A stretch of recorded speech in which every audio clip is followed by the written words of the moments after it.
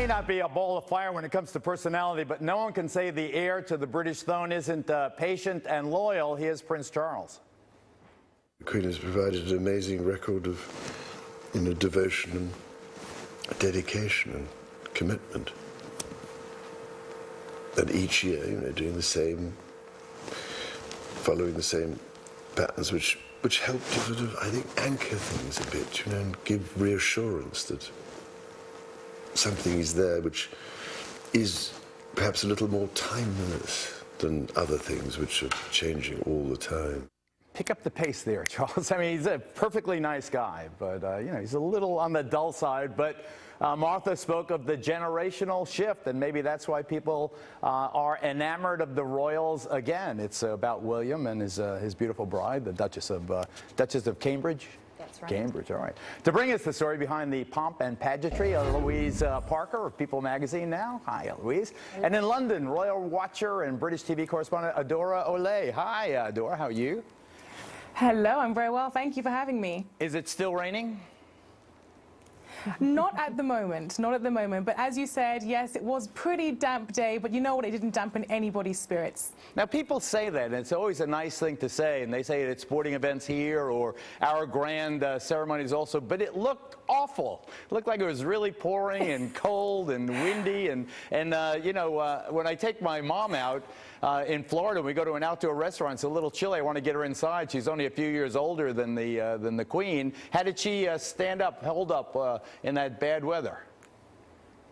Well, the thing is, the Queen is an absolute professional, so she, has to handle a lot of royal engagement, so she's the absolute professional. We had 1.2 million people out to see her. They lined the banks of the River Thames, so to be honest with you, she looked like she was having an absolutely fabulous time. She was accompanied by her husband, the Duke of Edinburgh, and other senior members of the royal family, and it was a real fantastic electric vibe in the UK today. It's Britannia Mania. It's a sea of red, white and blue, young and old. Everybody's participating and celebrating this weekend. We're just thrilled. And the whole family was there. It seemed like I never saw all three generations, except rarely, all together and on the same vessel. When was the last time that happened?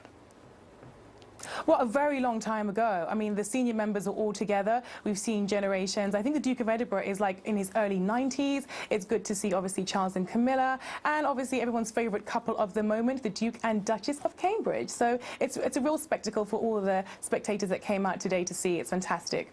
Eloise, why was this one, the 60th, bigger than the 50th? Usually the 50th anniversary is the half-century mark. That's where people really let their hair down and celebrate. But that one was much more somber, this one much more celebratory. Why? That's right. Well, there were two reasons for that, really. The first reason was it was also a very sad year for the Queen. She lost her mother and she lost her only sister in the months before those Jubilee celebrations, so it was a more muted affair.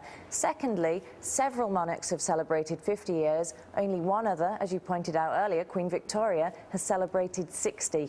So this is really a once-in-a-lifetime, almost twice in 1,000 years celebration. So the Queen Empress Victoria was Queen Elizabeth's great-grandmother? That's right, yes. And so we are seeing, directly down the royal lineage, it's very unlikely we'll see it again until possibly, Prince William's either child or grandchild further down the line. There's a long wait. It's funny, I lived part of the time in Los Angeles where something as old, if it was built in the 1960s, in this boat pageant, apparently the last time they had a kind of procession like this on the Thames was 350 years ago.